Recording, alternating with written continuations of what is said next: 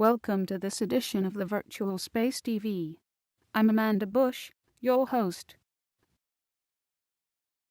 Today, we are going to focus on the most recent Soyuz launch, the Phobos-Grunt Mars probe, SpaceX, and gas stations in space.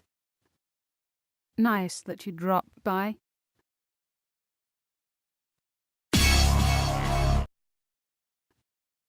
On Sunday, November 13th, a Russian Soyuz capsule with one American astronaut and two Russian cosmonauts aboard launched successfully on a Soyuz rocket to the International Space Station.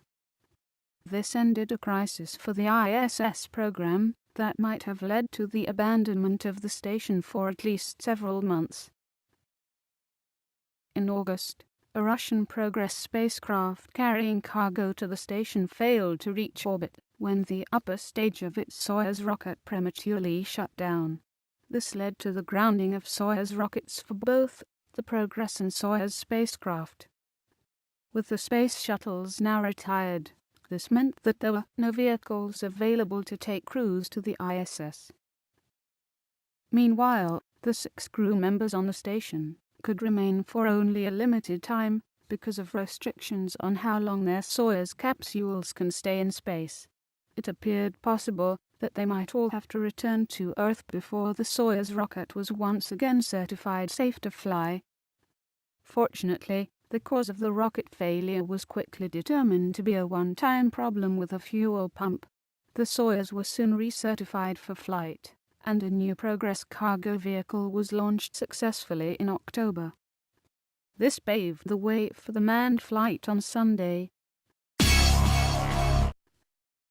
The Soviet Union and Russia have attempted 18 missions to Mars. None have been a complete success. 14 were total failures. The last attempt was 15 years ago, when the Mars 96 mission to the Martian moon Phobos failed to get out of Earth orbit.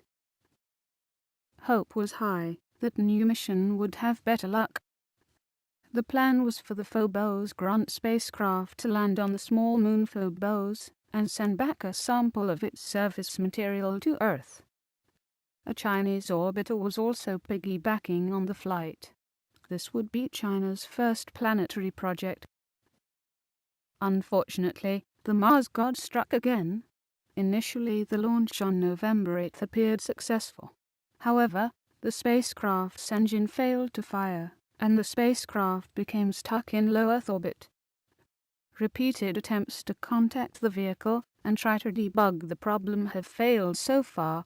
If the engines do not fire, the vehicle will re-enter the atmosphere within a month or two.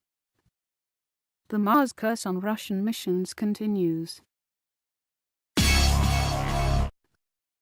SpaceX recently reached a significant milestone in the development of its crew launch system.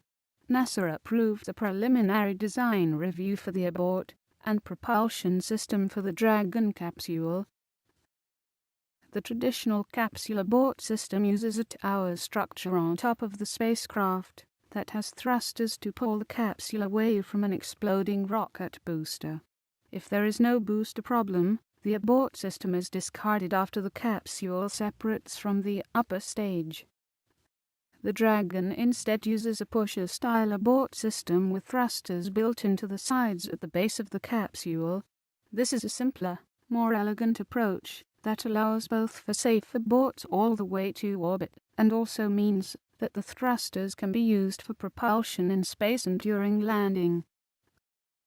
SpaceX, in fact, hopes to take advantage of this built-in propulsion system for landing on other planetary bodies besides Earth.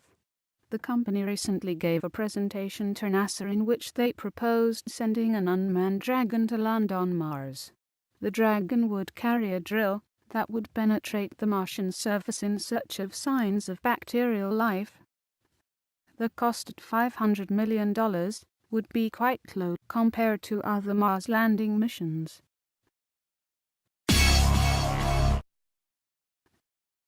The Apollo crews went to the moon by riding atop the gigantic Saturn V rockets. The cancellation of these very expensive vehicles ended the moon missions in 1972. It has generally been assumed that manned missions beyond Earth orbit would need another super heavy lift rocket like the Saturn. However, an alternative approach is getting increasing attention. Most of what the Saturn V launched to orbit was fuel to power the Apollo spacecraft to the Moon. If the spacecraft were launched dry, the mass would be far less, and would allow currently available mid-sized rockets to be used. To fuel the spacecraft, they would rendezvous with propellant depots in orbit. These depots would have been filled previously by multiple launches of mid-sized rockets. The use of fuel depots offers several benefits. There would be no need for the tremendously expensive development of a new heavy lift vehicle. The heavy lifter would also fly very seldom, and so would have very high operating costs. Conversely, the increase in launch rate and competition among multiple providers of mid-sized rockets to service the depots would drive down costs for all users of such rockets. The redundancy and flexibility of depots also brings robustness to such missions, which no longer have to depend on the successful launch of a single giant rocket. If a rocket to add fuel to the depot is lost, this will have little impact on the program. Transfer and storage of fuels for space stations have been common for decades. Long-term storage of cryogenic fuels, especially liquid hydrogen, requires some technology development and demonstrations, but this is generally considered nearly in-hand technology by experts in the field. With budgets for space exploration dropping, fuel depots may provide the only option for beyond Earth orbit exploration. It is likely that NASA's new Space Launch System heavy lift vehicle will eventually be cancelled before it is finished. It is already so expensive, NASA has no money to develop any missions to fly on it.